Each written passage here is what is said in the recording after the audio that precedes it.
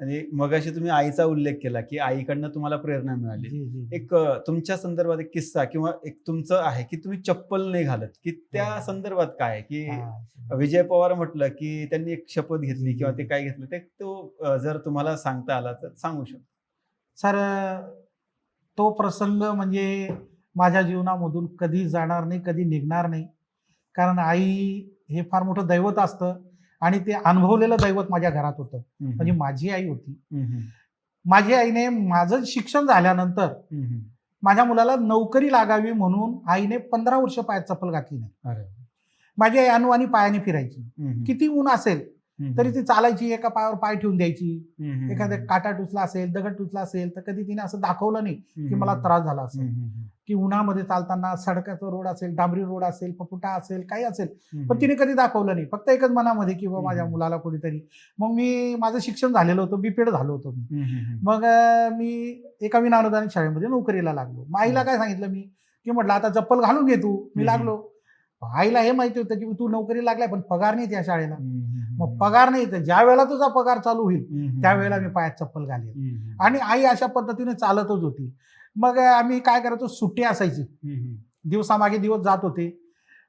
सुट्टी असायची, आता आम्ही कोणाकडे जायचो नाही. हं, हं. की सुट्ट्या मग शेगावला हं, हं. देवदर्शन करायचे, 2-3 दिवस थांबायचं हं, हं. आणि त्या ठिकाणी जायचं. बरं. तसाच आमचा त्या दिवसाचा एक प्रवास होता. हं, हं. आम्ही जवळ-जवळ 3 दिवस त्या ठिकाणी थांबलेलो होतो शेगावला हं, हं. आणि परतीचा प्रवास होता. अमरावती सुरत गाडी ही हं. 11 वाजता त्या ठिकाणी येते. 11 सव्वा 11 वाजता येते ती हं, हं. शेगावच्या रेल्वे शेगावच्या. स्टेशनला. आम्ही जवळ-जवळ 10-10:30 वाजेपासून स्टेशनवर येऊन बसलेलो होतो. हं, हं. आम्ही असे बसलेलो होतो, की मागे बसलेलो होतो. म्हणजे असं आम्हाला माहिती नाही, की डबा इथपर्यंत येतील का हं, हं, कुठपर्यंत हं, हं, थांबतील, हं, असं आम्हाला हं. माहिती नव्हतं. हं, हं. मग आम्ही मागे बसलेलो होतो आणि 11 11:30 वाजता गाडी आली. हं, हं. गाडी आल्यानंतर ती पुढे जाऊन थांबली. हं, हं, हं. म्हणजे जी मागचा डबा होता ना, तो पण तो पुढे लांबपर्यंत थांबला. सुटला. हं, हं. मग आम्ही पळत, पळत, पळत माझी दोघी मुलं, पत्नीला घेऊन, आईला घेऊन, मी हळू ती बॅगा वगैरे घेऊन आम्ही पळत, पळत, पळत 5-6 डबे असे पुढे गेलो. लोक उतरत होते, चढत होते. हं, हं. माझ्या मुलांना मी ती जी ओपन खिडकी असते त्याच्यातनं हं. मी मध्ये त्यांना म्हटलं, "बाबा जागा वगैरे सांभाळून ठेवा." हं, हं, हं. बॅगा वगैरे दिल्या त्यांच्याजवळ. मग माझ्या आईने माझ्या बायकोला चढवलं. हं, हं. मी माझ्या आईचा हात सजवलं. तेवढं गाडीची एक व्हिसल झालेली होती. हं, हं, हं. आणि व्हिसल झाली होती. आईला म्हटलं, "गाडीचं व्हिसल झाली, जरा लवकर चढ."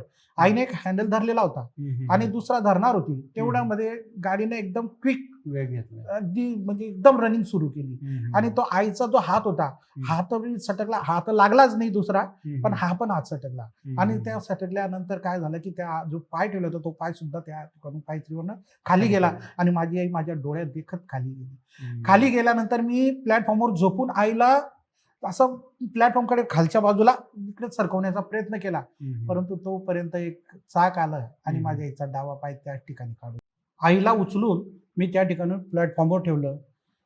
प्लॅटफॉर्मवरनं एका रिक्षामध्ये घेऊन आईला तिथल्या प्राथमिक आरोग्य केंद्राला घेऊन गेलो शेगावच्या. तिथून आईला तिथल्या डॉक्टरांनी सांगितलं, की या ठिकाणी काही उपचार होणार नाही. अकोल्याला घेऊन जावं लागेल. हं. आणि म्हणून मी ॲम्ब्युलन्समध्ये आईला त्या ठिकाणी स्ट्रेचरवर आईला टाकलेलं होतं. मी, माझी बायको, माझी मुलं आम्ही रडत होतो. आईकडे बघत होतो. पण आई एकच सांगत होती, "अरे बाळा रडतो कशाला? अरे काही होणार नाही मला. हा पाय गेला ना, मी काय करेल, आपली प्लास्टिकची बाटली असते ना, पाणी पितो ना आपण ती बॉटल, ती कापून पायात घालून घेईल. मी पाहिलेलं आहे बऱ्याच जणांना." हं, अशी आई आम्हाला हिंमत देत होती. हं. आणि माझी त्या ठिकाणी हिंमत हटत होती, की माझ्या आईचं कसं होईल? कारण रेल्वेचा मार होता आणि रेल्वेचा मार म्हणजे हा काही होऊ शकतं, अशा पद्धतीचं होतं. तर माझ्या मनामध्ये फक्त एकच आणि संपूर्ण आई मला त्या रडण्याच्या याच्यामध्ये दिसत होती. सर मी 3 दिवसापर्यंत त्या ठिकाणी झोपलो नाही. ज्या ठिकाणी आईला ॲडमिट केलेलं होतं, सहारा हॉस्पिटल देशमुख म्हणून आहेत. खरोखर एक परमेश्वरासारखं ते व्यक्तिमत्व मिळालं. त्यांनी त्या ठिकाणी ॲडमिट करून घेतलं. ॲडमिट केल्यानंतर त्यांनी सांगितलं, धीर दिला त्यांनी. आई ज्या वेळेला आयसीयूमध्ये घुसत होती, त्यावेळेला सुद्धा उठून बघत होती, की रडू नका. हं. अशी माझी आई मला सांगत होती, की रडू नको, काही होणार नाही मला.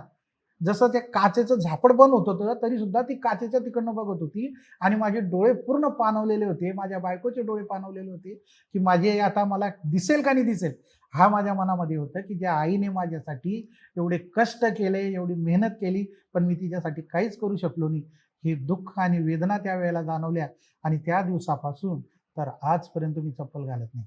आज मला चालताना जाणवतं मात्र एप्रिल, मे महिन्यामध्ये हं, हं. म्हणजे फेब्रुवारी महिन्यापासून सुरू होऊन जातं. हं. ज्या वेळेला एखाद्या तप्त्या रस्त्यावर चालताना किंवा फुकट्याने चालताना तर किती वेदना होतात, तर तिने किती वेदना झेलल्या असतील. हम्म. आणि म्हणून आई फार म्हणजे तिचा मोलच नाही बरोबर. अशी माझी आई.